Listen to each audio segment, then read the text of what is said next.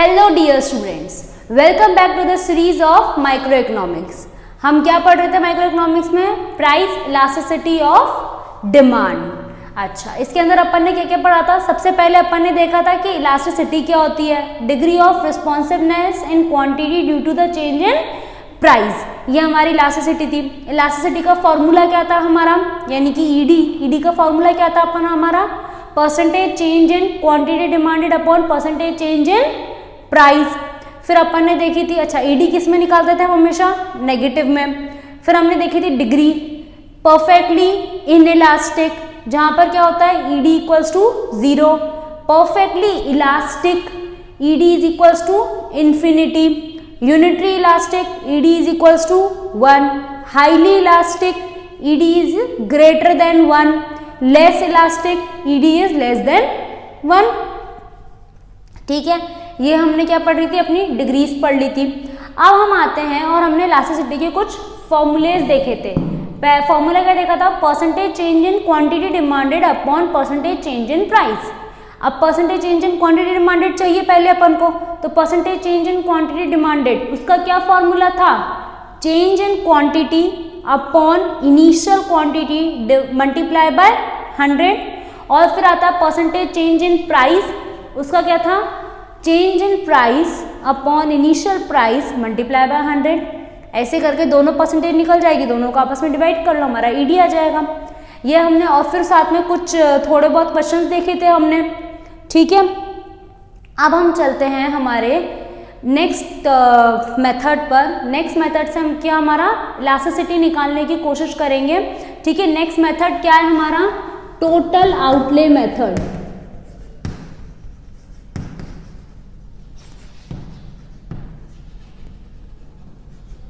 Total outlay method, या फिर हम इसको और क्या बोलते हैं? Total expenditure method.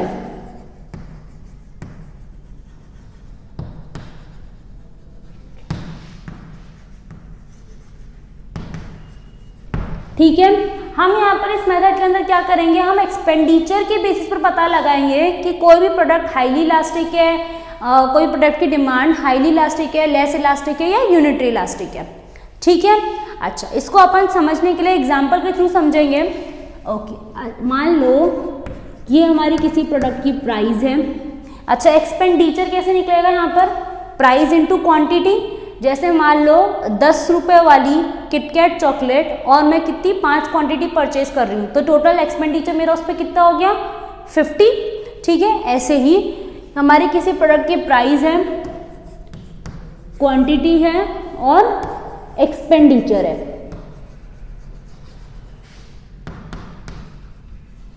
ठीक है, अब मान लो किसी प्रोडक्ट की प्राइस है हमारी 10, उसकी हम 100 क्वांटिटी खरीद रहे हैं, तो टोटल एक्सपेंडिचर हमारा कितना हो गया यहाँ पर? 1000। ठीक है, अब मान लो उस प्रोडक्ट की प्राइस गिर के क्या हो जाती है? 8। अब एक चीज का ध्यान रखो, यहाँ पे प्राइस क्या हुई है? हमने कम करी है। अब प्राइस कम हुई है तो क्वांटिटी क्या होती है? इंक्रीज होती है, लॉ ऑफ डिमांड। ठीक है, तो अब क्वांटिटी हमारी हो गई यहाँ पर 200। मान लो 8 रुपये प्राइस हुई तो हमने अपनी नई क्वांटिटी 200 पे कर दी। अब 200 इंटू 8, टोटल एक्सपेंडिचर कितना हो जाएगा अपना यहाँ पर? 1600। अब देखो यहाँ पर एक चीज नोटिस करो, क्या हुई है? प्राइस कम हुई है। और नॉर्मली क्या होता है? प्राइस कम होने पर एक्सपेंडिचर क्या हो जाता है? कम हो जाता है। लेकिन यहाँ क्या हुआ है? यहाँ पर प्राइस कम होने के बावजूद भी हमारा जो टोटल एक्सपेंडिचर था वो क्या हो गया? हमारा इंक्रीज हो गया। एक्सपेंडिचर कम होने की जगह क्या हुआ है? यहाँ पर इंक्रीज हुआ है। ठीक है ना, तो अब यहाँ पर क्या हो रहा है? प्राइस और एक्सपेंडिचर के बीच में नेगेटिव रिलेशनशिप आ रहा है। तो ये क्या शो कर रहा है? हाईली इलास्टिसिटी शो कर रहा है। कैसे? प्राइस कम होने पर हमने क्वांटिटी इतनी ज़्यादा इंक्रीज कर दी कि हमारा टोटल एक्सपेंडिचर जो कम होना चाहिए था वो क्या हो गया? बढ़ गया है। बल्कि इनकी पहले जहाँ हम 1000 रुपये खर्च करते थे, अब हम उस पर 1600 रुपये खर्च कर रहे हैं, यानी कि 1600 रुपीज़ खर्च कर रहे हैं। तो क्वांटिटी हमने बहुत ज़्यादा इंक्रीज कर दी। जितनी परसेंटेज ऑफ प्राइस इंक्रीज नहीं हुई ना, उससे कहीं ज़्यादा परसेंट हमने क्वांटिटी इंक्रीज कर दी। तब यहाँ पर परसेंटेज चेंज इन क्वांटिटी क्या है? ज़्यादा है। तो ये चीज़ क्या हो गई? हाईली इलास्टिसिटी को शो कर रही है। ठीक है, तो यहाँ पर ईडी क्या हो गया, ईडी इज ग्रेटर देन 1 यानी कि हाईली इलास्टिसिटी।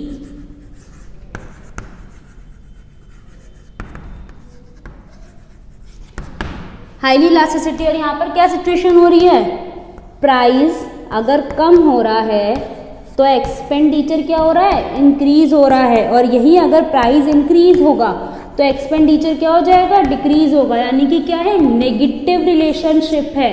अगर कहीं प्राइस और एक्सपेंडिचर में नेगेटिव रिलेशनशिप हो तो वहाँ पर क्या होगा, हाईली इलास्टिसिटी होगी। ठीक है, यानी कि ईडी इज ग्रेटर देन 1। और इसका अपना ग्राफ क्या था, वही ग्राफ था अपना।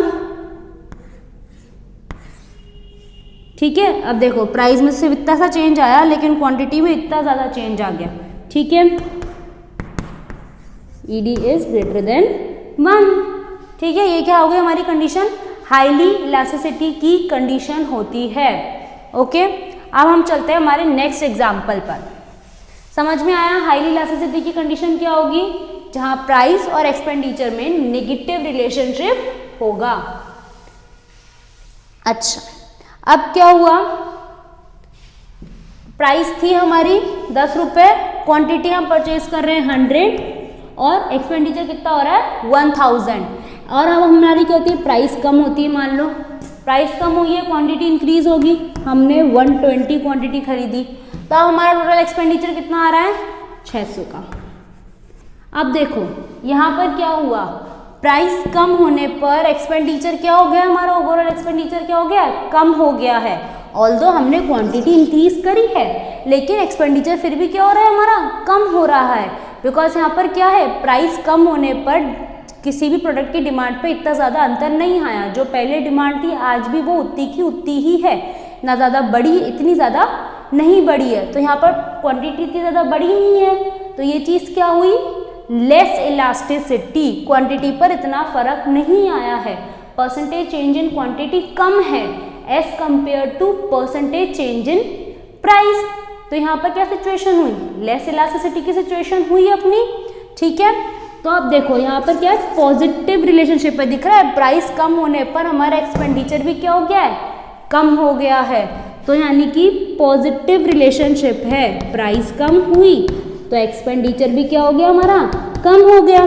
अब प्राइस बढ़ेगी तो एक्सपेंडिचर भी क्या हो जाएगा, हमारा बढ़ जाएगा। तो ये क्या है, पॉजिटिव रिलेशनशिप है। जहाँ प्राइस और एक्सपेंडिचर में पॉजिटिव रिलेशनशिप हो तो वो चीज़ क्या हो जाती है, हमारी लेस इलास्टिसिटी शो करती है। ठीक है, ईडी यानी कि ईडी इज लेस देन 1। ठीक है, ये क्या हो गई, ED is less than 1। Positive relationship between price and expenditure, अगर प्राइस और एक्सपेंडिचर में पॉजिटिव रिलेशनशिप हो तो ईडी क्या होगा, लेस देन 1, यानी कि लेस इलास्टिसिटी। ओके, अब हम चलते हैं हमारे नेक्स्ट एग्जाम्पल पे। ठीक है ना, अब देखो क्या हुआ, प्राइस अभी हम वही एग्जाम्पल ले रहे हैं, पहले है 10, 100 और टोटल एक्सपेंडिचर 1000। अब हमने प्राइस कम करी, 5 कर दी, क्वांटिटी अब हम इंक्रीज कर रहे हैं 200। अब हमारा टोटल एक्सपेंडिचर कितना हुआ, 1000। अब देखो प्राइस कम हुई, हमने क्वांटिटी भी इंक्रीज करी, लेकिन अब हमारा टोटल एक्सपेंडिचर अभी भी कितना है, उतना का उतना ही है। टोटल एक्सपेंडिचर में कोई भी चेंज नहीं आया है। तो जब टोटल एक्सपेंडिचर में कोई चेंज नहीं आया है, यानी कि percentage change in price is equals to percentage change in quantity. तो जब यहाँ पर सब इक्वल है, सब 1 है, तो यहाँ पर क्या, किसकी कंडीशन बनती है, यूनिटरी इलास्टिक की, यानी कि ईडी इज इक्वल्स टू 1। और ईडी इज इक्वल्स टू 1 अगर एक्सपेंडिचर के बेसिस पे बात करें तो यहाँ पर एक्सपेंडिचर में कोई भी चेंज नहीं आया है। तो ये क्या कंडीशन हुई हमारी, ईडी इज इक्वल्स टू 1, यानी कि यूनिटरी इलास्टिक। ठीक है, एक्सपेंडिचर में कोई चेंज नहीं आया है। ओके, रिवीजन करें, तीनों इलास्टिसिटी हमने कौन सी पढ़ी, पहली हमने पढ़ी हाईली इलास्टिक, जहाँ पर प्राइस और एक्सपेंडिचर में पॉजिटिव रिलेशनशिप होता है। नेगेटिव रिलेशनशिप होता है प्राइस और एक्सपेंडिचर में, नेगेटिव रिलेशनशिप होता है हाईली इलास्टिसिटी में, ठीक है। अब हम बात करें लेस इलास्टिसिटी की, तो वहाँ पर क्या होता है, पॉजिटिव रिलेशनशिप होता है प्राइस और एक्सपेंडिचर के बीच में, ठीक है। Negative relationship, highly elastic, positive relationship, less elastic और एक्सपेंडिचर में जब कोई चेंज नहीं आए तो क्या होगा, यूनिटरी इलास्टिक की कंडीशन होगी, ठीक है। ये था एक्सपेंडिचर मेथड से इलास्टिसिटी पता लगाने का तरीका, ठीक है। ये हमारा क्या होता है, टोटल एक्सपेंडिचर मेथड, ओके। हमने क्या पहले टोटल एक्सपेंडिचर मेथड हो गया। अब हम चलते हैं हमारे नेक्स्ट मेथड पर, दैट इज ज्योमेट्रिक मेथड।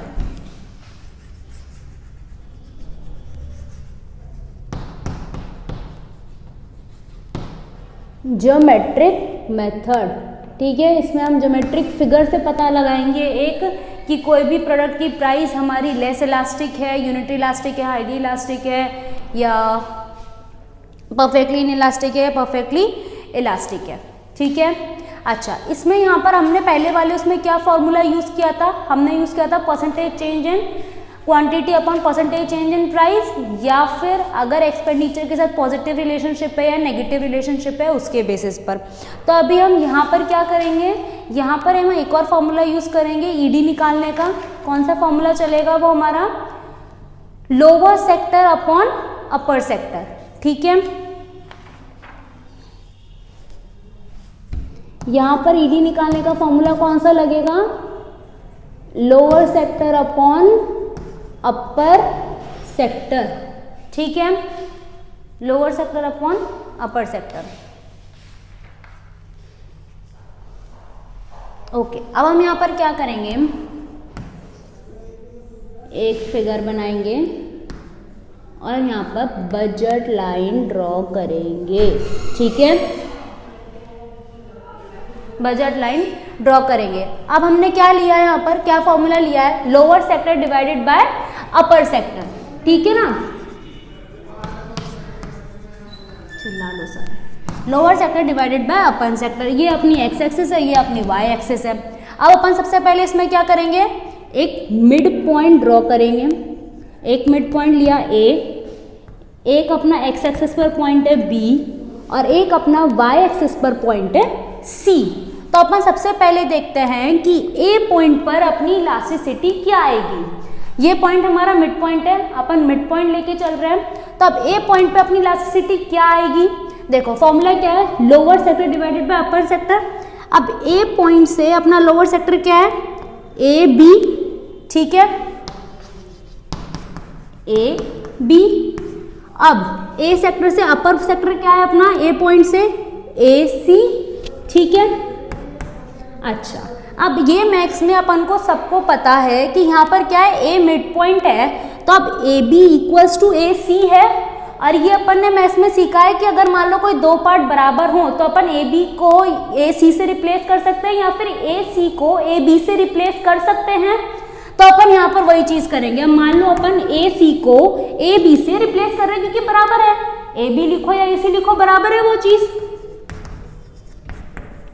तो अपन ने ए सी को ए बी से रिप्लेस कर दिया, इसको कट करेंगे क्या आ जाएगा अपना 1 आ जाएगा। तो अब देखो ईडी की वैल्यू हमारी कितनी आ गई, 1 आ गई, यानी कि ये कंडीशन क्या हो गई हमारी यूनिटरी इलास्टिक। यानी कि यहाँ पर क्या है, percentage change in quantity is equals to percentage change in price, because ये किसकी कंडीशन है, ईडी इक्वल्स टू 1 की, ठीक है। तो ए पॉइंट पर हमारी कंडीशन क्या हुई, ईडी इज इक्वल्स टू 1। अब हम ऐसे ही कंडीशन अपनी बी और सी पर भी निकालेंगे पहले, ठीक है, इसी फॉर्मूले के बेस पर। अब देखो हम यही ईडी का फॉर्मूला बी और सी पॉइंट पर लगाते हैं। अब हम चलते हैं पहले बी पॉइंट की बात करते हैं। मान लो बी पॉइंट में अगर हम फॉर्मूला लगाएं तो यहाँ पर किसकी बात हो रही, पहले लोअर सेक्टर की। बी पॉइंट में लोअर सेक्टर कुछ है अपने पास नहीं है, एक्स एक्सिस पर है, तो क्या आ जाएगा ऊपर 0। और बी पॉइंट के अपर सेक्टर में पूरा पार्ट है अपना बी सी, तो ये क्या आ गया बी सी। अब चीज देखो यहाँ पर ऊपर क्या है 0 और अपॉन में है B C.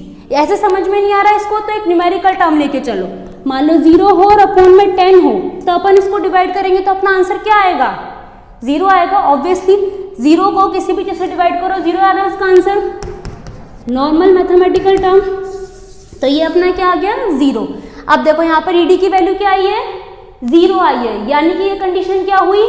Perfectly in elastic की कंडीशन हुई, यानी कि यहाँ पर डिमांड में क्या है? कोई भी चेंज नहीं आएगा, परफेक्टली इन इलास्टिक। तो बी पॉइंट पर यानी कि एक्स एक्सिस पर जब है तो यहाँ पर ईडी क्या है अपना?